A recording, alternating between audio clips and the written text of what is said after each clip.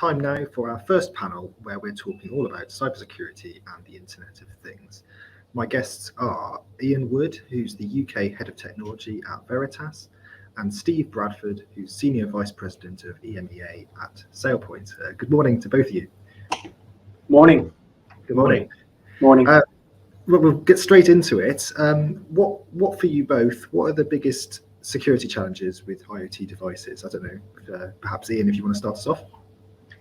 Yeah, thanks, Marcus, and thank you to all the viewers of this session. So some obvious things around IoT devices. In our everyday lives, we can see IoT devices growing exponentially. I think the IoT analytics team projected that this year there would be around 14.4 billion interconnected devices, and that's a growth of 18% from last year. The prediction is that's due to double by the year 2025 to about 27 billion connected devices. And so you can just think of the attack surfaces for any cyber criminal is pretty large. Not only the number of devices, but the open doors and windows those devices can present. I've certainly seen a trend over the last 10 years of what I call OT, operational technology, and IT, probably the world I come from, converging. And what do I mean by that? I see systems that are typically OT devices becoming a lot more sophisticated. They're not these basic systems. They could be control systems for nuclear power stations and the likes. And therefore, they're adopting more readily available open systems technology. And that then provides a more sophisticated solution, again, a much more sophisticated attack vector for anybody out there. So something top of mind. And as I was thinking about this, I remember the WannaCry in the National Health Services. I don't know if everybody can remember those days when that was one of the biggest attacks. And the thing that struck me was this picture of a vending machine running Windows 95 with a blue screen on it. And I think the impact to us then was quite minimal. I mean, we couldn't get our soft drink or our crisps out of the vending machine. Pretty minimal impact, right? Using that illustration. Today, the impact is significant, right? If I see how digitalization's taken off, today it's controlling nuclear power stations. We've seen attacks happen in those areas, which is pretty scary, right? We think of augmented surgery happening. If you've seen that they currently doing augmented surgery, you can imagine if an attacker gets in and does damage to those devices, then that could be pretty significant. So the impact is really high. And I think the last thing I'll say, just from Veritas and our perspective, as you see the convergence of OT and IT, I think there's opportunity for IT to pass a lot of best practices to OT, i.e. the Internet of Things and those devices. With a ransomware attack potentially every 11 seconds, unfortunately, there's so much you can do to protect these 14 billion devices. There's only so much you could do. Actually, I think the piece of work that can do strengthening is the opportunity to look at what I call operational resiliency. And what that means is the ability to bounce back. So unfortunately, if you're attacked and the cyber criminals are looking to do damage to critical infrastructure, you have a backup plan. And I think that's some area of work that can be done. If I look at some areas are pretty good. If you look at an aircraft system, the devices that control that have so many fail-safe mechanisms. But then I have been involved with organizations that their OT, their devices controlling their systems, haven't got those resiliency plans, that ability to bounce back in the event of that failure. So hopefully that passes light. I think I've spoken enough. I'll hand over to you, Steve, and get your perspective. Thanks, Ian. Hey, Marcus, nice to see you.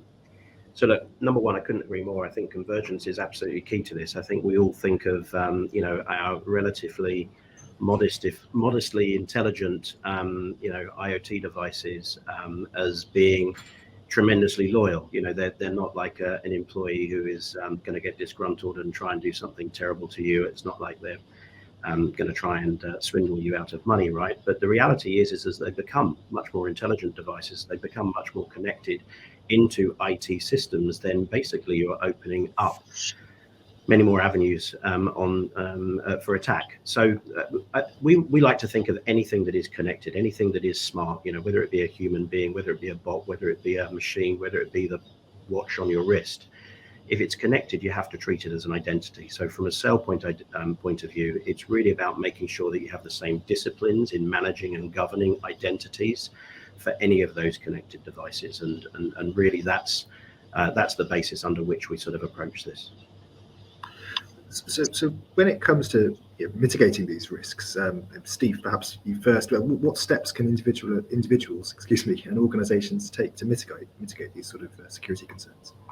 Well, it's interesting. So reading up a little bit before this, I was looking about some of the policies that have been put in place, some of the standards that have been put in place, and I think that's quite right. And again, completely agree with Ian. I think on the OT side, absolutely the IT world is leading, because those standards, those disciplines, those policies have been in place for many years. The policies are only good if you have procedures that back them up, and the procedures are only any good if you have individuals who have the disciplines to make sure they follow the procedures. Now, in the IT world, the governance layer of which we and other organizations provide, gives you really good access to information that allows you to see where some of those procedures are not being followed. So clearly where the policy is falling down because either a person or through automation or lack of automation, it isn't being followed. So from our point of view, putting the same disciplines in place in the OT world are absolutely crucial if you're going to plug those gaps. Ian, what are your thoughts on that? Yeah, I think Steve raises such a good point about identifying policies, procedures, system controls, things like that as well. I actually think a step before that, right, is discovery of these devices. They're popping up, all over the place. And I think for any individual, any organization, it's sometimes difficult to control how many of these devices are deployed, where they're getting deployed, and therefore understanding where your risk lies. So I actually think some work needs to be done around discovery. How do we discover IoT devices? To what Steve said, how do we discover what controls and policies and identity is accessing those devices? I think that's probably one of the number one areas of how you mitigate the risk, because very obviously what you can't see, you can't manage. What you can't control, and I think that's normally, for obvious reasons, where the vulnerabilities lies in these devices that are popping up that you don't have control. And as we said earlier, with the growth of IoT, it's in our everyday lives, it's in any organization. IoT is driven at such velocity now. It needs some work and thought around how do we leverage technologies to discover, how do we leverage technologies to decide and understand what data is on them. Another interesting area is these devices are now storing. They used to be stateless, and most devices in IoT were stateless, but actually we're starting to discover they're storing data. They could be storing personal data. Right now we're starting to hit into privacy controls as well. So how do we discover where these devices are, who's accessing, what data resides on those devices? And look, it could be log files, which is the most common, right, in an IoT device, which isn't really of much concern. It could also be personal identifiable information. So how do we identify that, encrypt it, secure it on those devices as well? And if I may just pick up, Marcus, on that specific point, I think this is really crucial, because at the end of the day, an OT device doesn't necessarily need to know who you are. However, if you think about the sort of consumer market in terms of using OT devices, again, let's use the smartwatch, which we all have, right, or a lot of us have. That doesn't need to know who you are. It just needs to be able to read critical signs from your activities and your body and what have you. The people that want to know who you are the suppliers of that device, because they want to be able to use that technology. So all of a sudden, you've got this trusted device that you're wearing, but actually that's sending data back to a commercial organization, and you may not know exactly what policies and procedures and what have you they have in place, and there may well be challenges there. So this convergence, this interconnectivity of different types of technology is beginning to create bigger issues in the threat landscape. Fantastic, thank you both. And when it comes to using technologies like machine learning and AI, how can AI be used to support cybersecurity for IoT devices? And also, what are some of the limitations of using AI for that? Happy to go first on this one, Ian, if you want. Go, yeah, no problem. So Ian again picked up on a great point, which is detection, and AI clearly can be used to help in terms of working out exactly what the landscape looks like. But for us at SailPoint, we're using AI. We're using the intelligence of spotting the outliers, for example. So if you know that any connected device typically does these things in any given day, and that you can see that actually all of a sudden this device is doing something different. It's trying to access something different. It's doing different behavior from what it normally would do. Then clearly that's a big alert. That would seem like something is perhaps being compromised. Now that's much more prevalent when you're talking about human identities and somebody hacking in and stealing identity and trying to gain access into systems. But if you work on the premise of what I started off with, which is that every identity, every connected device, whatever it might be, should be treated as an identity, then definitely I think as devices get more complex, then I think it does open the doors as they're sort of accessing different parts of an organization potentially, then I think it does open the door. So AI is absolutely, for us, crucial in terms of being able to understand where that threat is coming from based on activity, which is outside of the norm. Ian?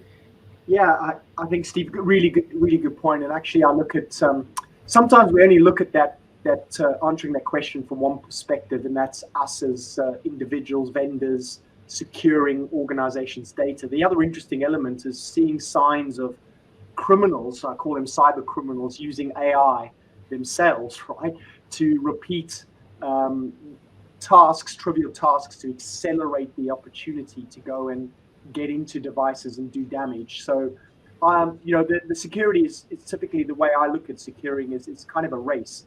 The criminals versus those that are securing the environments for the better good. So that race is on. So therefore, adopting machine learning and AI technologies in securing and providing resiliency for anything is critical.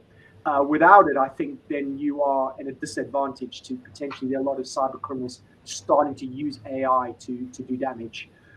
So I think AI, as Steve mentioned, the outliners, that's been the very first and obvious reason or area you can adopt AI is picking up anomalies.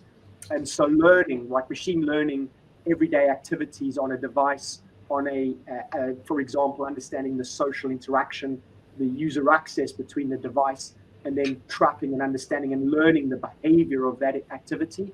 And as soon as that activity goes out of whack, is being able to alert, take action, lock down that device is one of the really good areas as us as defenders can leverage. So is it a denial of service attack? You can identify that quite quickly because it's unusual behavior and notify. In Veritas, just to link to some examples, we're using it. So as a data protection and recovery organization, we've been adopting machine learning and artificial intelligence into our technology. Firstly, because actually it's quite interesting. If you are protecting and if you have data, they're not just stateless, they're stateful devices, and you have data on them and you're protecting them, we're able to protect that data on a daily basis. And actually a backup device can tell a lot of interesting stories. For example, every day you back up a certain payload or workload, it's repeatable. The next day, your data's doubled. What on earth has happened? And therefore we're able to detect activity on a device through what data can tell us a story. And therefore we use that for a very common one, a ransomware encryption event. Because the way backup works, it says, look, you've got a certain amount of files. If something's changed in the file, you need to back up because it's a new version. Well, if every file has changed its version, it's most likely been an encryption event. And so, and that's some of the misconceptions. People think that a ransomware attack happens like that. No, ransomware lives and hides in devices potentially for years, right? Looking for vulnerabilities. It then starts the encryption process as an example. Like first it steals your data, puts it somewhere else, then encrypts your data so that it holds the keys so that ultimately you'll pay a cyber criminal to get your data back. That encryption event could take months and weeks. It's difficult to detect, right? So again, it's an example we'll use machine learning to understand that outlier, that anomaly detection capability. We also use it to make sure you protect it. For example, in a backup policy, it's pretty easy if you are the human saying, here's all these systems out there and I need to protect them. In an IoT world, go back to discovery. You don't know where those systems are. You can't discover them. So using discovery technologies to understand these systems, then understanding what data is on them, and then making sure they're automatically protected, at least with a base level, is important. So that you don't have that moment where, unfortunately, you compromise, data's taken away from a critical device and you have no, what I call operational resilience. You can't get back to a known state very quickly. Just off the back of that, the second part, clearly very important, very useful technology, AI, machine learning. But what are the limitations of that, and how do you tackle those? Ian, perhaps continue for us if you could. Yeah, I'll get some thoughts around that. So, I mean, obviously, what is that concept of that artificial intelligence, nor artificial, nor is it intelligent, right? So I think it's picking the right learnings, right? Picking the right learning algorithms to select, to go and do the right thing. Because I think one of the areas is the art of the possible for artificial intelligence, machine learning is so great that you have to pick the right learnings. So you're teaching it the right behaviors, if that makes sense, to pick up the outliers, as well as you're picking the right use cases that make sense. I think that's just top of mind without doing much prep on that, is something I can think that's something at top of mind is picking the right use cases and teaching the right modules in the learning. Steve, any thoughts on that? Look, I just agree with what Ian said on just about everything there. I think I think there's a lot being made at the moment about how dangerous AI is. I think Richie Sunak was on the TV this morning, and there was more conversation about it. I think, like with all technologies, there comes this point where suddenly the bad is starting to outweigh the good. But I genuinely don't believe that is the case. And I think what Ian said in terms of AI being used to stay in front of the bad guys, is absolutely spot on.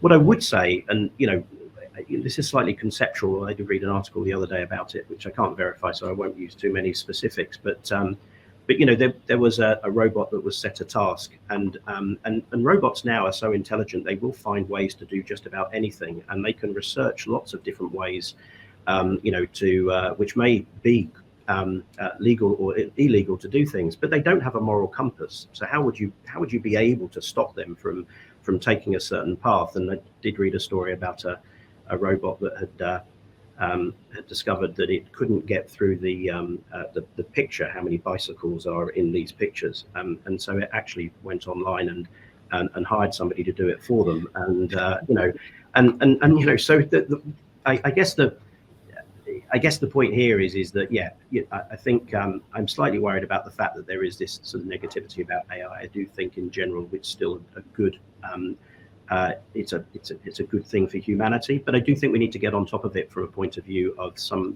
regulation and some disciplines and some and I think that probably needs to be international. So if there is a downside, it's making sure that those technologies can't be exploited in the way that does do harm, and we do stay ahead of it in a positive way.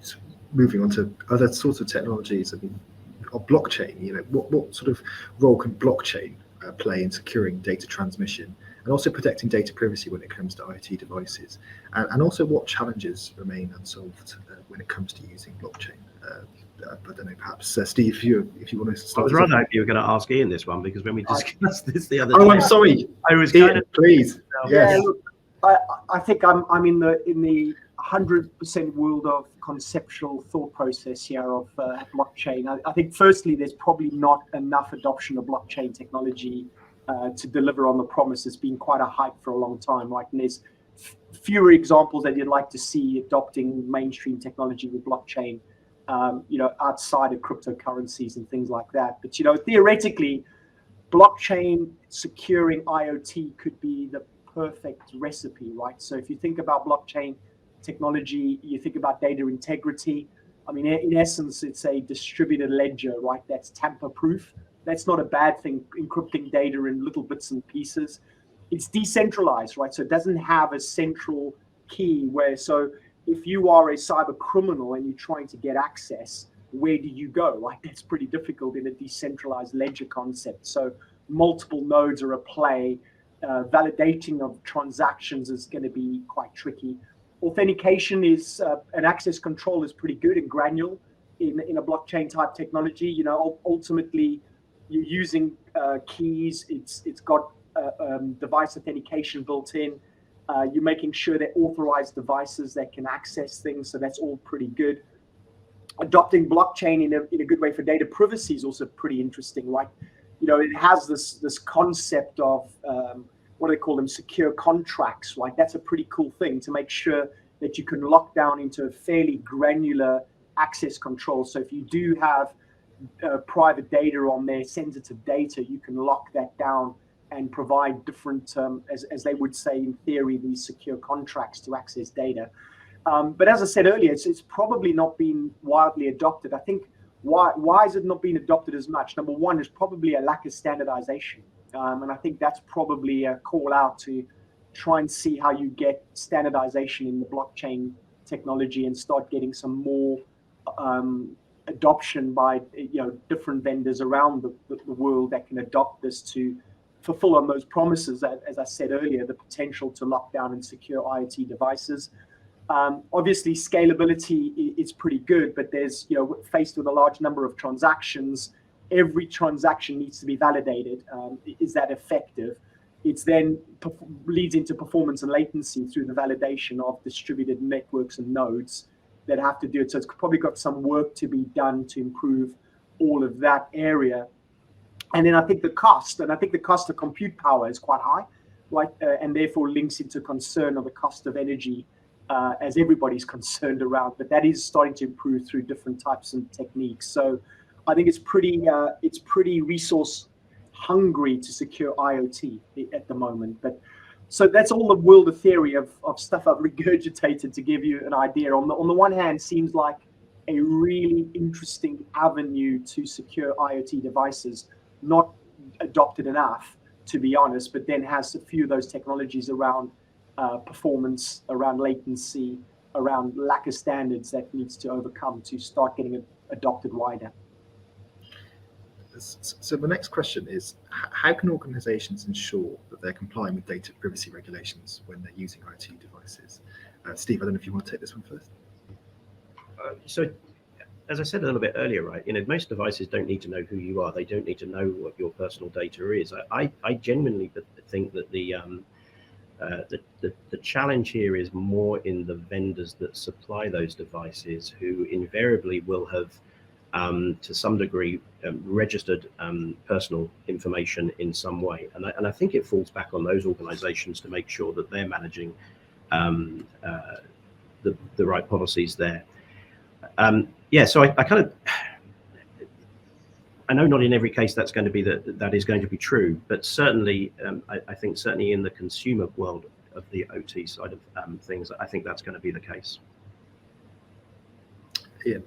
Yeah, I think I'll go back to my original point around IoT and discovery. I think the biggest challenge is to know, are they storing sensitive data that needs, that could be regulated? Is it storing it, yes or no? And where's it storing it? Who has access to it?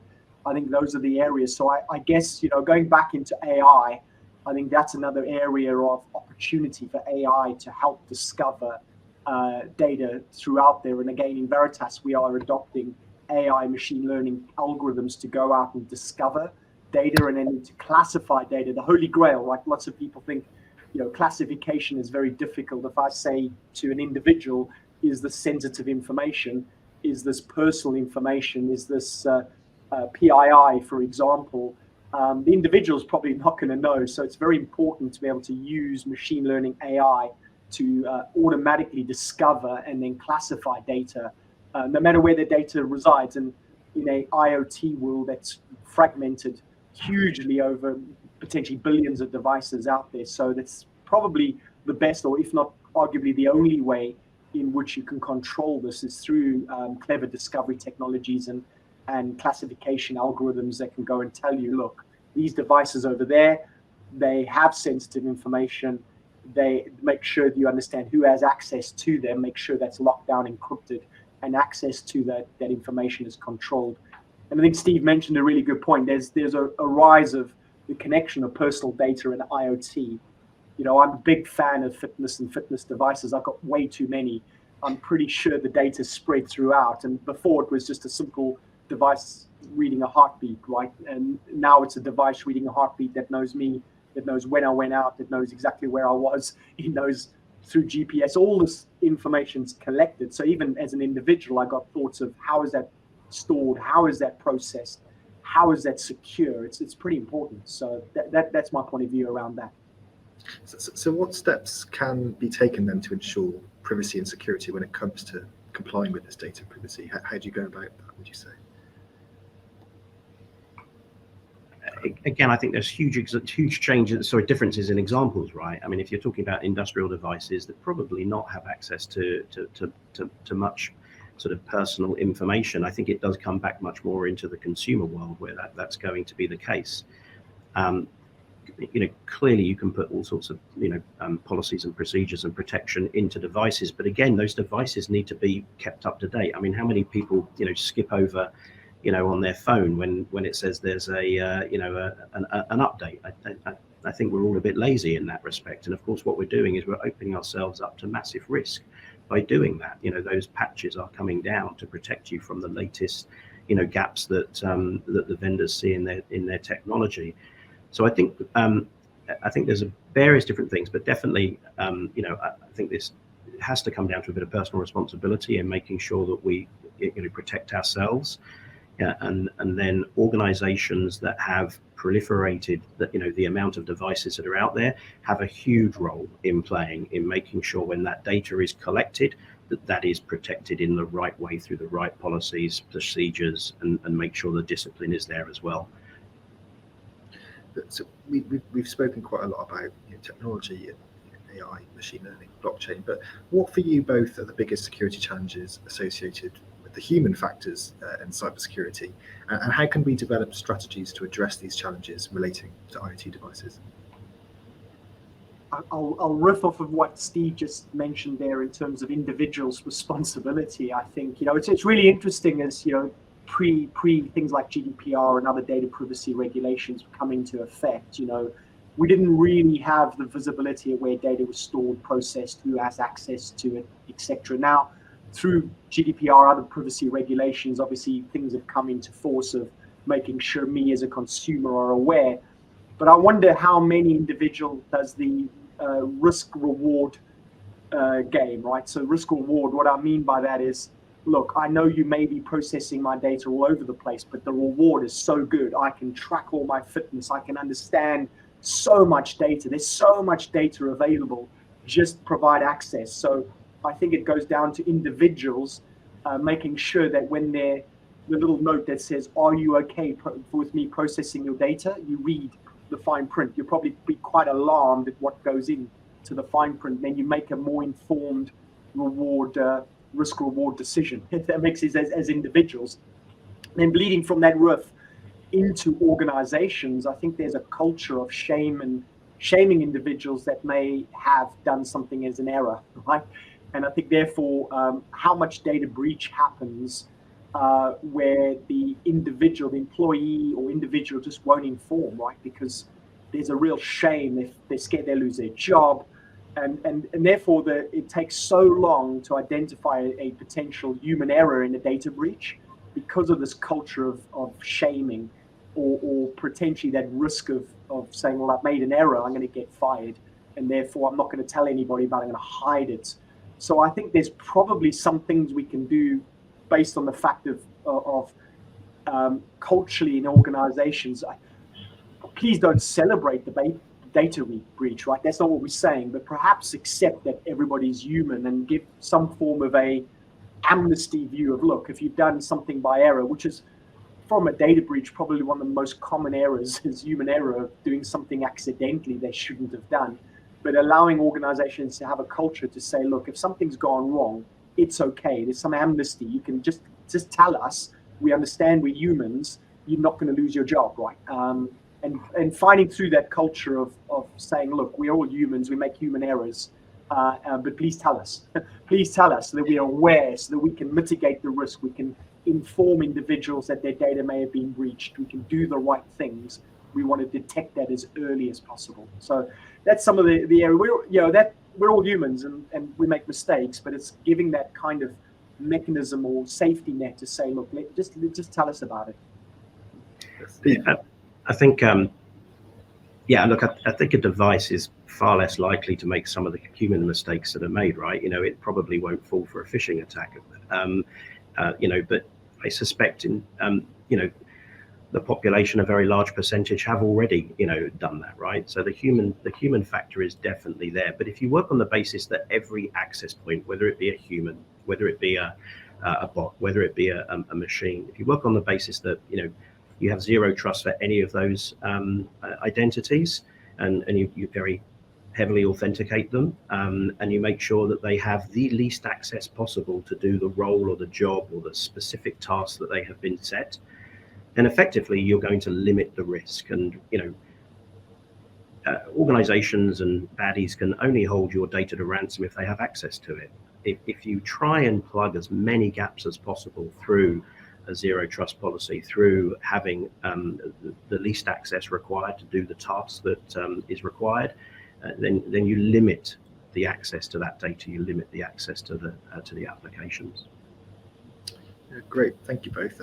We've had a question from our audience today. Something you mentioned, Ian, in last answer there about regulation, GDPR. The question is, do you think we need more regulation in relation to these IoT devices and data privacy? What are your thoughts on that? I think, do we need more regulation? I don't know. I think the regulations are pretty clear, and I think we need more education around those as individuals or what the regulation means. I don't know. It's a good question. Do we it's been better in terms of the regulators having teeth. That's got a lot better, right? In the early days of GDPR, organizations scrambled to whatever, but they almost accepted that, look, they could make a mistake and they may not do the right things, but we'll get the fine and we'll just move on. Because does the regulator have enough impact to do damage? So therefore is the organization's ability to go out and unfortunately treat information with little respect, and the reward of getting what they want, is that outweigh the fine? But I think the good news there is that now you've seen big headline press with different organizations not going to name, where the regulators have teeth, the fines are mounting up. And I think so I wouldn't say, do we need more regulation? I think we just need to continue with the regulators enforcing it and having teeth around that. And I think what we can do better is saying, look, the regulations are there. We can start as individuals, thinking of the brand link to that. So if said organization has had a major disrespect in treating my data, I need to go out and say, you know what, that's unacceptable. I'm going to go do business somewhere else. And I think that those areas will probably do more help than adding more regulations to data and data privacy, if that makes sense, Marcus. We could go on, probably won't have enough time. Do we need regulation in AI? Now, that's an interesting debate as well. And that's something, as Steve mentioned, that Rishi's picking up on. And what can the UK be as a key component in AI, which I think is pretty exciting. I'm a big AI fan, right? I know every individual looks at it differently. Some are very concerned about AI. Some are concerned about, I'm going to lose my job. I really think of AI of when I grew up in the, going into university, studying information technology in the early 90s, and people going, oh, you're going to do us all out of jobs. And did the internet do us all out of jobs? No, it just made things different, right? And I personally believe AI will take those repetitive tasks, allowing us to do other areas of interest, and it can be useful for some good. But I know that wasn't your question. I just riffed off into some other area. No, it's interesting. Steve, we're a little short on time, but you have any thoughts on that? Yeah, Look, I think it comes down to the technology providers to be responsible, okay? Because I think if they're not, then I think that there will be more regulation that follows to try and make sure that that we keep in the right sort of guardrails. So I think that's one thing I would say. The other thing I would say, I think, is actually, just politically speaking, probably not a fan of regulation. However, I am a fan of making sure that we have standards and that people adhere to those standards. And I think the challenge with that is going to get the collaboration, and it's not even just between tech companies. It's going to be internationally as well. But I think given the speed that things are moving at, I think that standardization and people being able to recognize the standards that certain organizations, countries adhere to, I think will be really important in the future. Fantastic. That's perfect. Thank you, Steve and Ian. Thank you so much for joining us this morning on Tech Live London. It's been a pleasure to speak to you. Thank you, Marcus. Thank you, Steve. Thank you.